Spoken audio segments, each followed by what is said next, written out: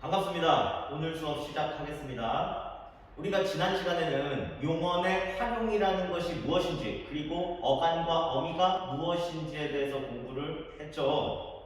그러니까 뛰다라는 단어가 있을 때 이 뛰다라는 단어는 이 한 가지 형태로만 쓰는 단어가 아니라 필요에 따라서 뛰고, 뛰지, 뛰니, 뛰어 등 여러 가지의 형태로 형태를 살짝 변형시켜서 굉장히 다양하게 쓸 수 있는 단어라는 이야기를 했어요. 이렇게 하나의 단어를 형태를 변형시켜서 다양하게 사용하는 것, 이것 자체를 활용이라고 부른다는 이야기를 우리가 했죠.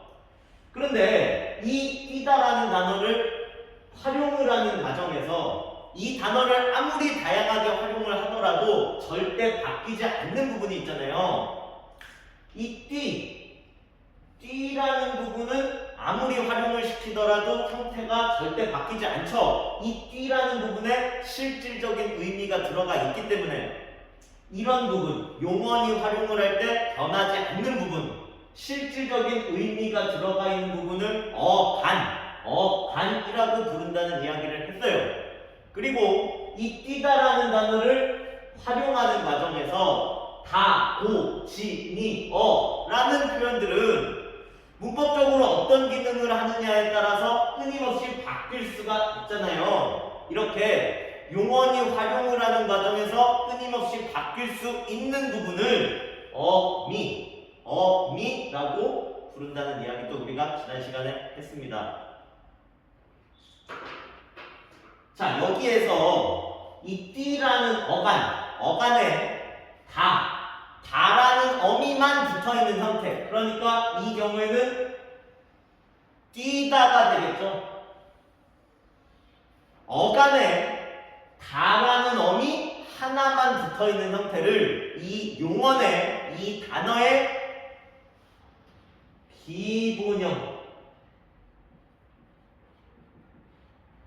기본형이라고 부른다는 것도 여러분들이 한 가지 알아두도록 하자고요. 자, 그리고 어간에 어미가 이렇게 다, 고, 지, 니, 한 개가 아니라 가령 띠와 다 사이에 시라는 어미가 붙을 수도 있고 어시라는 어미가 붙을 수도 있고 혹은 시와 어시라는 어미가 전부 다 붙을 수도 있잖아요. 이렇게 어간에 여러 개의 어미가 붙어 있거나 뒤에서 우리 기말고사 범위에서 공부할 접두사 그리고 전미사라는 것이 붙어 있는 경우에 여러분들이 어디서부터 어디까지가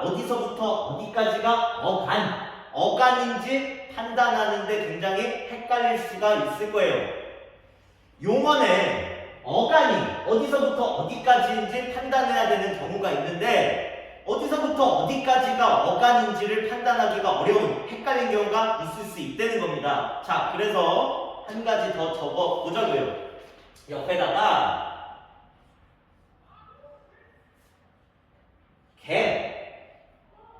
개라는 어미를 붙여서 말이 되는 부분까지가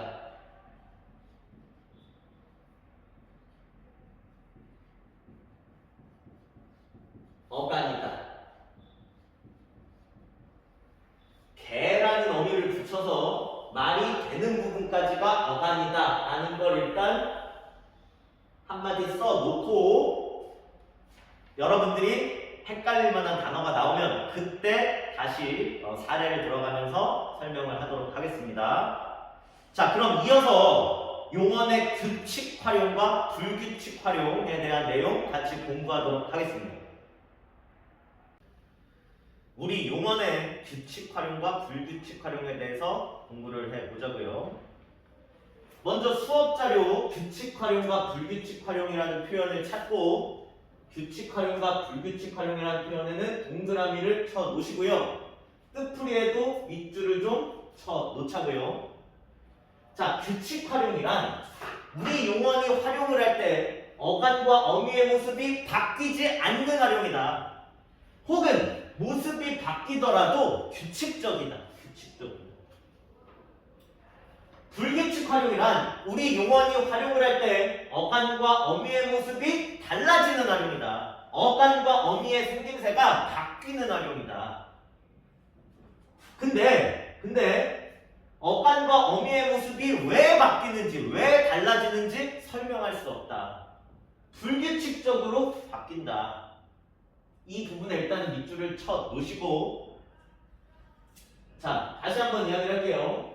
규칙 활용이라는 건 우리 용언이 활용을 할 때 어간과 어미의 모습이 바뀌지 않는 활용, 바뀌더라도 규칙적인 활용. 여기서 규칙적이다 라는 부분에 동그라미를 치고 옆에다가 써 놓읍시다.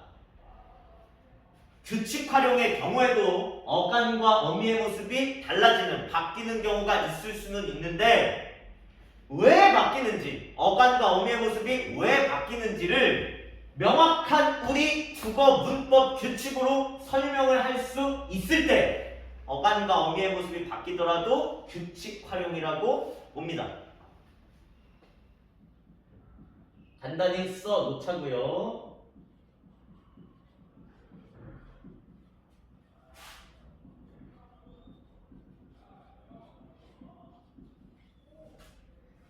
근데 불규칙 활용이라는 건 일단 용언이 활용을 하는 과정에서 어간과 어미의 모습이 바뀌는 활용이라는 거예요. 근데 규칙 활용과 달리 어간과 어미의 모습이 지금 왜 바뀌는지, 도대체 왜 바뀌는지 우리 문법 규칙으로 설명을 할 수 없다는 거예요. 그런 걸 불규칙 활용이라고 부른다는 거예요. 불규칙이라는 단어에다가 동그라미를 치고 옆에다가 씁시다. 우리 국어의 문법 규칙으로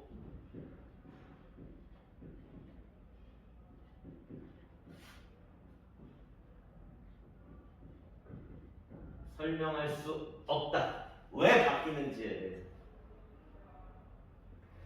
예를 좀 보자고요. 자, 그러니까 규칙 활용이라는 건 뭐냐면, 자, 걷다라는 용언, 걷다라는 단어에 대해서 생각을 해보자고요. 이 걷다를 활용을 시켜보자고요. 자, 벗이라는 어간에 고라는 어미를 붙일 경우 벗고가 되잖아요. 벗이라는 어간에 고라는 어미를 붙일 경우에 벗이라는 어간의 모습과 고라는 어미의 모습 둘 다 변하지 않잖아요. 벗지도 마찬가지죠. 벗의 지라는 어미를 결합시키는 과정에서 벗이라는 어간의 모습과 지라는 어미의 모습이 전혀 바뀌지 않잖아요. 벗이라는 어간에 어라는 어미를 결합시키는 경우에도 둘 다 변하지 않고요. 모습이. 어서라는 어미를 결합시키는 경우에도 어간과 어미의 모습이 전혀 변하지 않죠. 믿다라는 단어도 마찬가지죠. 밑이라는 어간에 고라는 어미를 결합시킬 경우 밑고가 되는데, 밑이라는 어간도 형태가 바뀌지 않고 고라는 어미도 형태가 바뀌지 않잖아요.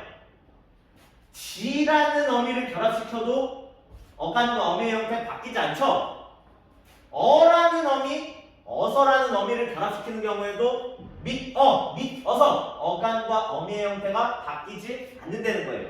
일단 자, 규칙 활용이란, 용언의 규칙 활용이란 용언이 활용을 하는 과정에서 어간과 어미의 모습이 바뀌지 않는, 달라지지 않는 활용을 규칙 활용이라고 한다. 두 번째, 근데 규칙 활용의 경우에도 어간과 어미의 모습이 바뀌는 경우가 있다.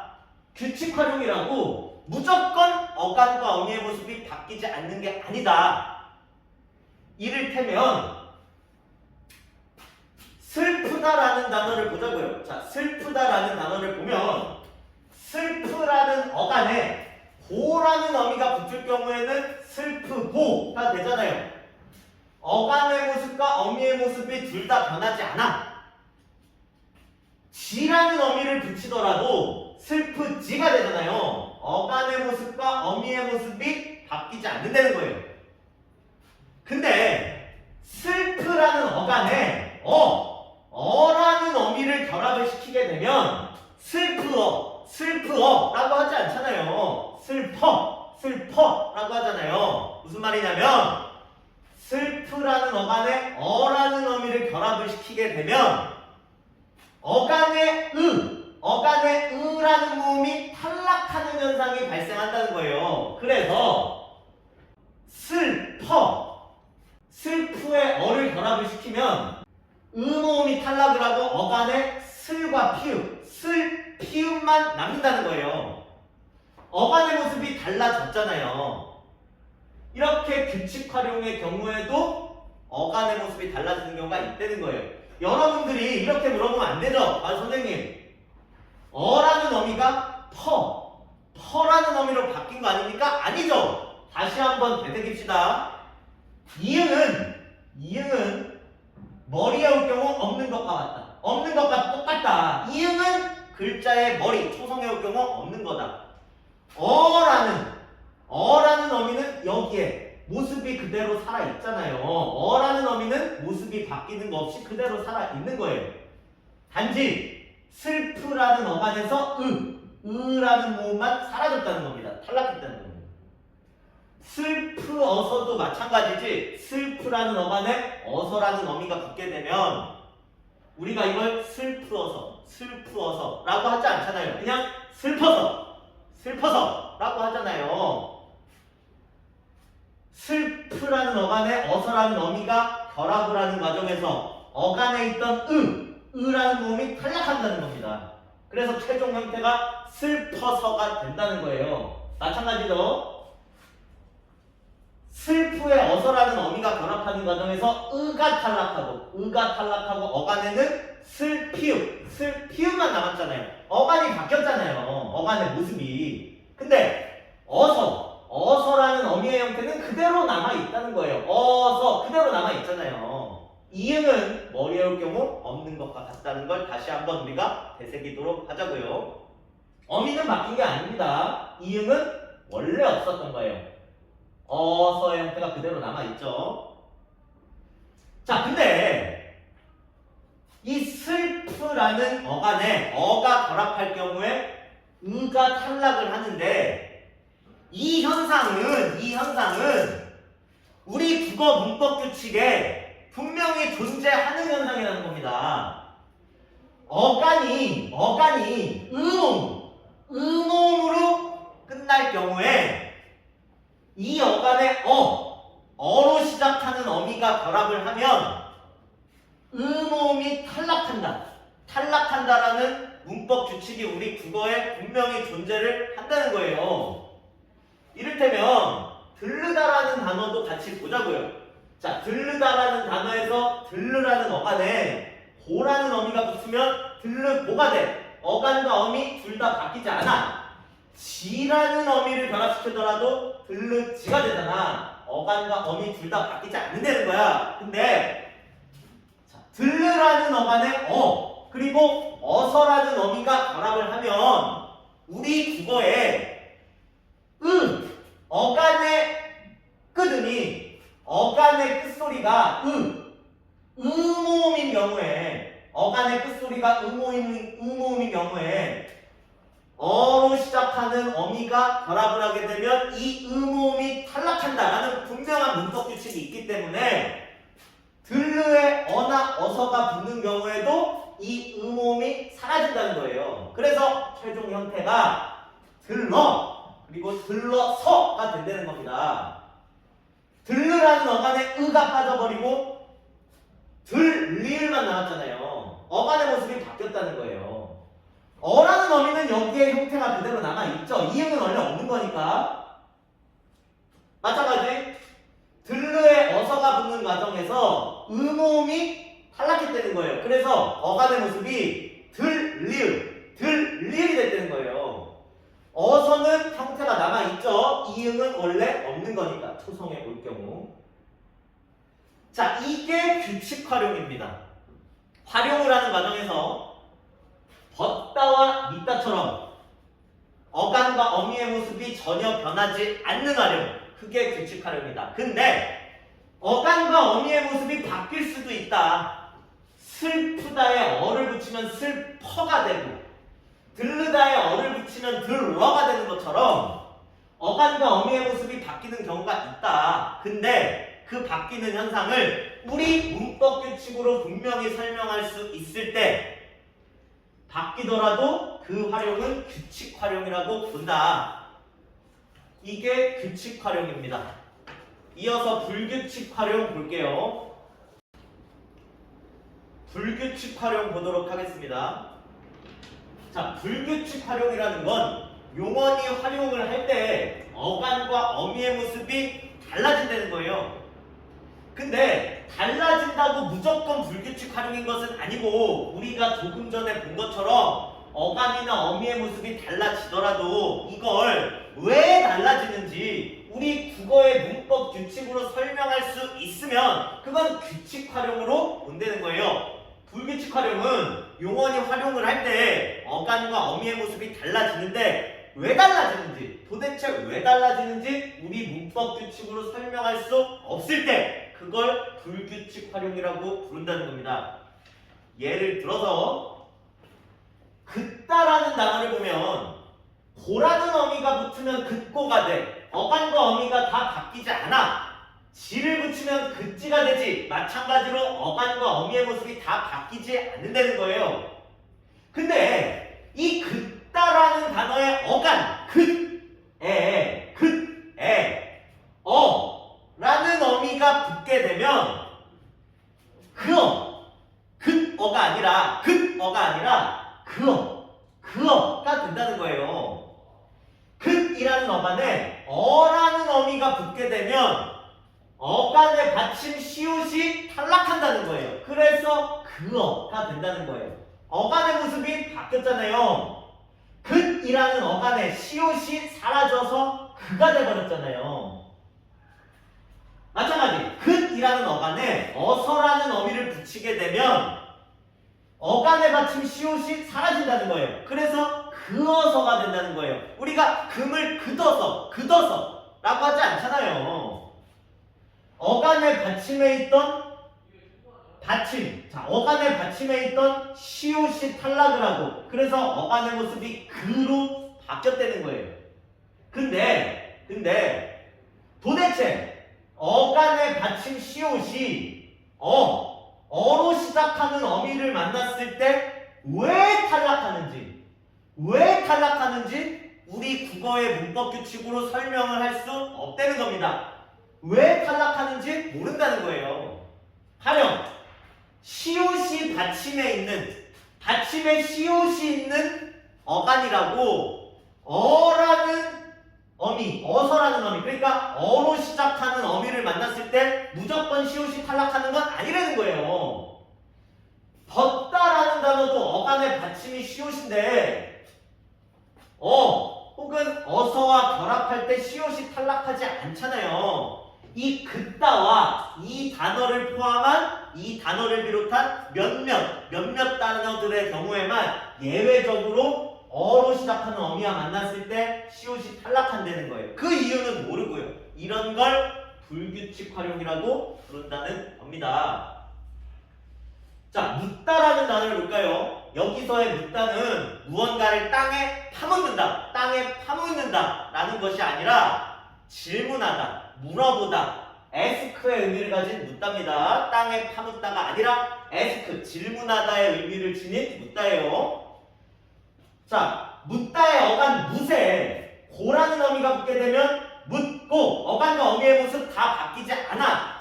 지라는 어미를 붙여도 어간과 어미의 모습이 바뀌지 않는다는 거야. 근데 어로 시작하는 어미, 어나 어서, 어로 시작하는 어미, 어나 어서를 붙이게 되면 묻어서 선생님한테 묻어서 라고 하지 않잖아요.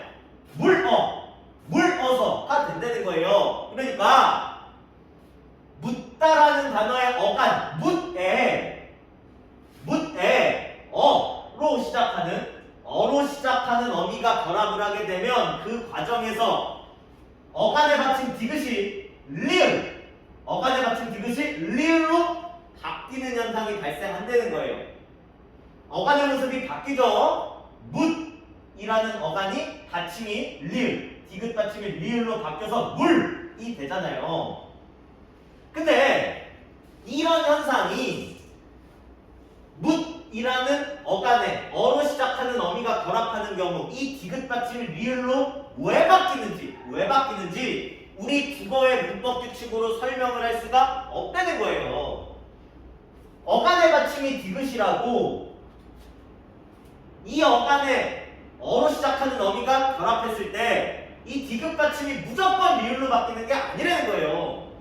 믿다라는 단어를 보면 마찬가지로 어간의 받침이 디귿이지만 어로 시작하는 어미가 붙는다고 해서 리을로 바뀌지 않잖아요.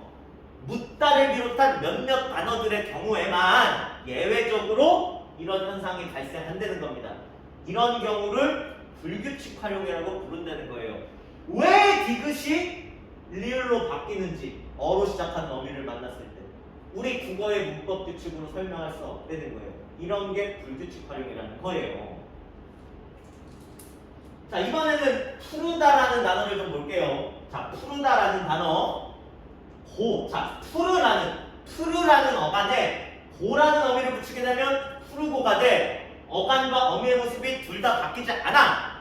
지라는 어미를 붙이게 되면 푸르지가 되잖아. 어간과 어미, 푸르라는 어간과 지라는 어미가 둘 다 바뀌지 않는다는 거야. 근데 푸르라는 어간에 어로 시작하는 어미를 붙이게 되면 이 과정에서 자, 어라는 어미가 러로 어서에서의 어라는 어미가 러로 바뀌는 현상이 발생한다는 거예요. 이를테면 푸르의 어라는 어미를 붙인 그 형태를 우리가 푸르어라고 하지 않는다는 거예요. 푸르의 어서가 붙으면 우리가 푸르어서라고 하지 않는다는 거예요. 푸르러서라고 한다는 거예요. 근데 이 푸르라는 어간에 어로 시작하는 어미가 붙을 경우 이 혹은 어서라는 어미의 이 어라는 글자가 왜 러로 바뀌는지 그 원인을 설명할 수가 없다는 거예요. 우리 국어의 문법 규칙으로. 왜 러로 바뀌는지 모른다는 거예요.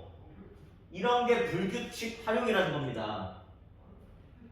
자, 이번 경우에는 자, 푸르어가 푸르러가 되고 푸르어서가 푸르러서가 되는 경우는 앞에서 본 긋어가 그어가 되고 긋어서가 그어서가 된다던가 묻 플러스 어가 물어가 되고 묻 플러스 어서가 물어서가 되는 경우랑은 다르죠. 긋 플러스 어서가 그어서가 되는 경우는 어간이 바뀌는 경우였잖아요. 묻 플러스 어가 물어가 되고 묻 플러스 어서가 물어서가 되는 경우는 어간이 바뀌는 경우였잖아요. 근데 푸르 플러스 어가 푸르러가 되는 현상, 푸르 플러스 어서가 푸르러서가 되는 현상은 어간의 모습은 그대로 살아있잖아요. 푸르라는 어간 푸르 그대로 살아있잖아요. 푸르라는 어간 푸르 그대로 살아있다는 거예요. 어미 어가 러로 바뀌고 어미 어서가 러서로 바뀌었잖아요. 이 경우는 어미가 바뀌는 불규칙 활용이라는 거예요. 파라타라는 단어 마저 볼게요.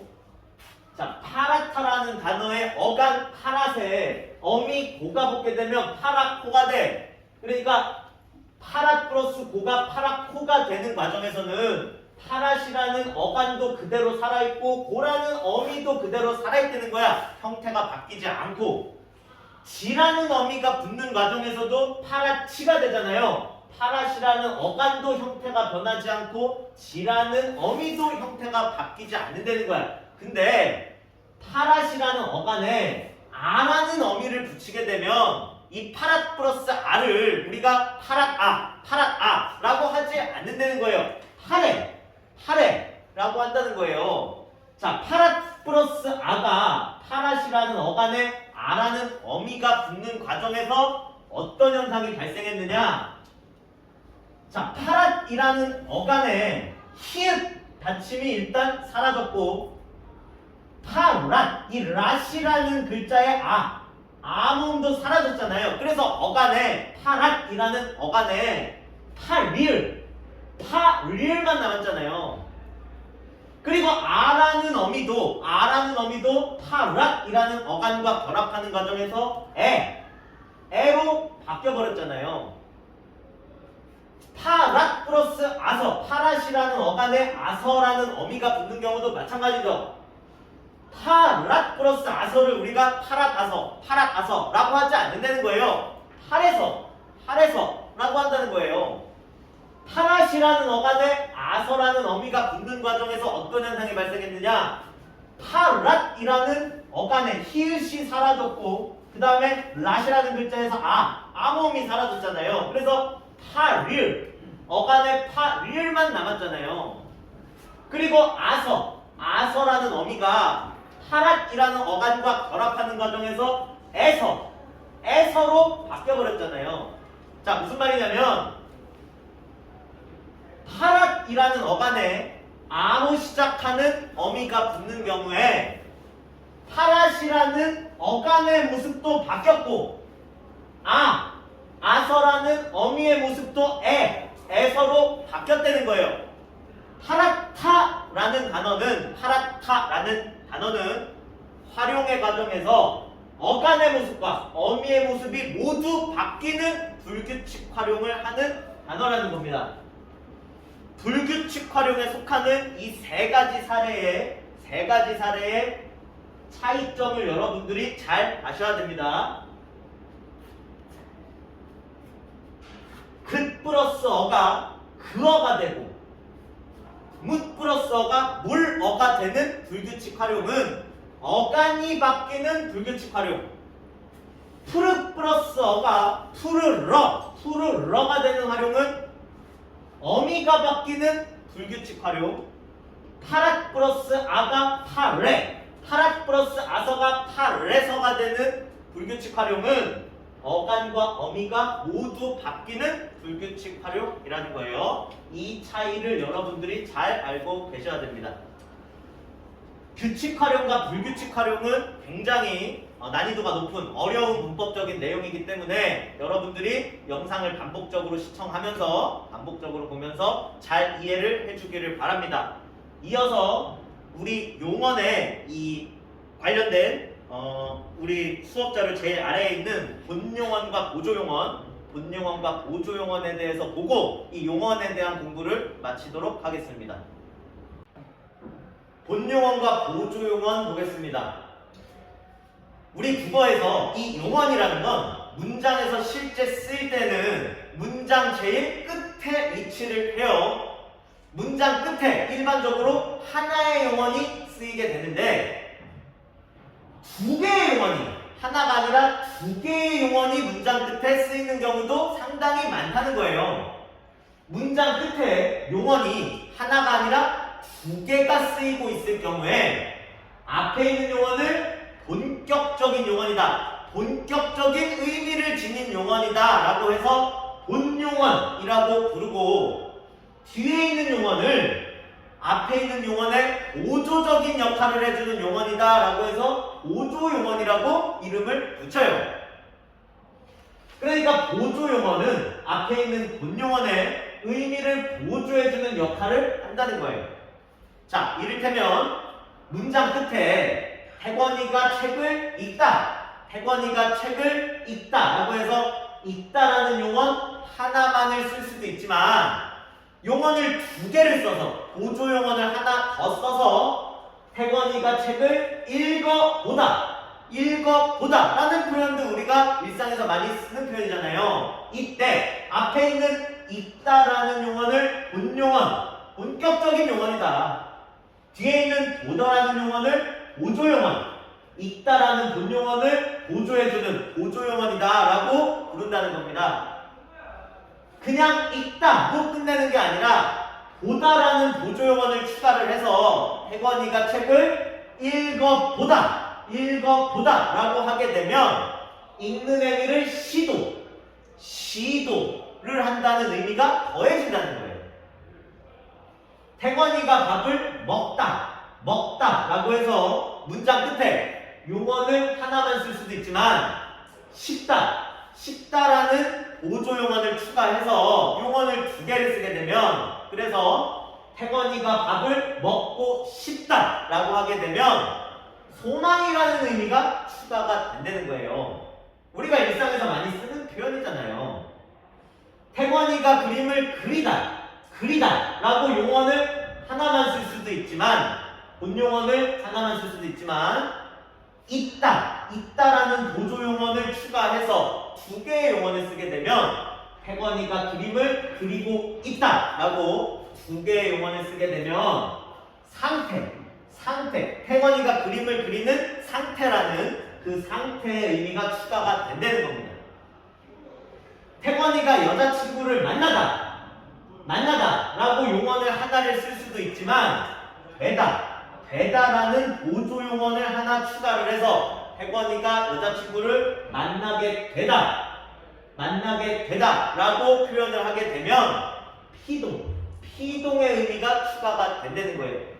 피동이라는 건 뒤에 가서 기말고사 범위에서 공부를 하게 될 텐데 무언가를 내 의지대로 한다기보다는 내 의지와 상관없이 당하게 된다는 내 의지와 상관없이 어떤 일을 겪게 된다는 것을 피동이라고 합니다. 근데 문장 끝에 용언이 두 개가 쓰였다고 문장 끝에 용언이 두 개가 왔다고 무조건 이 관계가 본용언 플러스 보조용언인 건 아니에요. 두 개가 쓰였다고 무조건 앞에 있는 거 본용언, 뒤에 있는 거 보조용언이라고 볼 수는 없다는 거예요. 왜?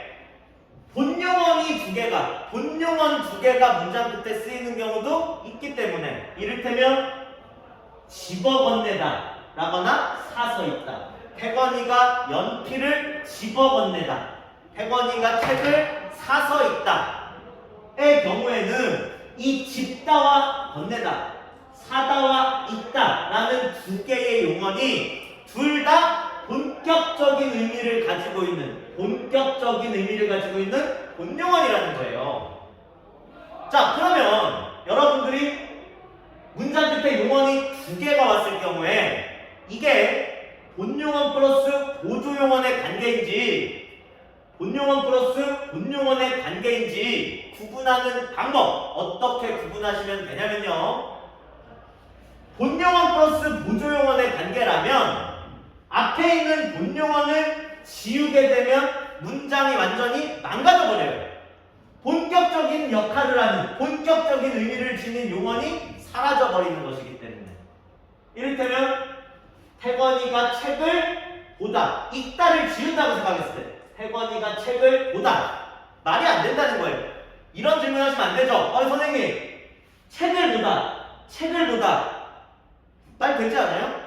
여기서의 보다는 읽어보다, 먹어보다, 공을 던져보다, 무언가를 해보다 라는 시도의 의미를 지닌 보다인 것이지 눈으로 뭔가를 본다는, 눈으로 뭔가를 읽는다는 이런 의미의 보다가 아니잖아요. 뭔가를 응시한다는 눈으로 이런 의미의 보다가 아니잖아요. 태권이가 밥을 먹고 싶다 해서 먹다를 지워보자는 거예요. 태권이가 밥을 씹다가 되잖아요. 문장이 완전히 망가져 버린다는 거예요. 태권이가 그림을 그리고 있다 해서 본용언 그리다를 지워버리는 거예요. 그럼 태권이가 그림을 있다가 되잖아요. 말이 안 되잖아요. 문장이 망가져 버린다는 거예요. 태권이가 여자친구를 만나게 되다 해서 앞에 있는 본용언 만나다를 지워버리는 거예요. 태권이가 여자친구를 배다. 문장이 망가져 버린다는 겁니다. 자, 정리합시다. 본용언과 보조용언의 관계인 경우, 문장 끝에 용언이 두 개가 올 경우, 그 두 개의 용언의 관계가 본용언과 보조용언의 관계일 경우, 앞에 있는 본용언을 지우면 문장이 망가져 버립니다. 본격적인 용언이 사라져 버리는 것이기 때문에.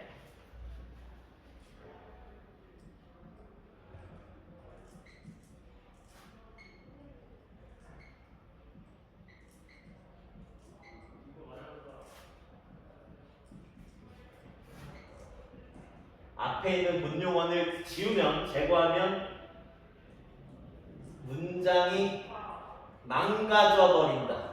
본격적인 역할을 하는 용언이 없어지는 것이기 때문에. 근데 문장 끝에 위치한 두 개의 용언이 본용언과 본용언의 관계, 그러니까 두 개의 용언이 전부 본격적인 의미를 지닌 본용언이라면, 본용언 플러스 본용언의 관계라면 앞에 있는 본용언을 지워도 아직 본격적인 용언, 본용언이 남아있기 때문에, 본격적인 역할을 할 수 있는 본용언이 남아있는 것이기 때문에 앞에 있는 용언을 지워도 문장이 망가지지 않는다는 거예요. 이를테면 태권이가 연필을 집어 건네다 해서 집다를 지워보자는 거예요. 그러면 태권이가 연필을 건네다가 되잖아요. 말 되잖아요. 문장이 망가지지 않는다는 거예요. 태권이가 책을 사서 있다 해서 앞에 있는 본용언 사다를 지워버리는 거예요. 그러면 태권이가 책을 읽다가 되잖아요. 문장이 망가지지 않는다는 거예요. 왜냐하면 건네다와 읽다라는 용언도 본격적인 역할을 할 수 있는 본용언이기 때문에. 자, 정리합시다. 문장 끝에 위치한 두 개의 용언이 본용언 플러스 본용언의 관계라면, 둘 다 본용언이라면 앞에 있는 본용언을 제거해도 문장이 망가지지 않는다는 거다. 문장이 성립한다는 거다.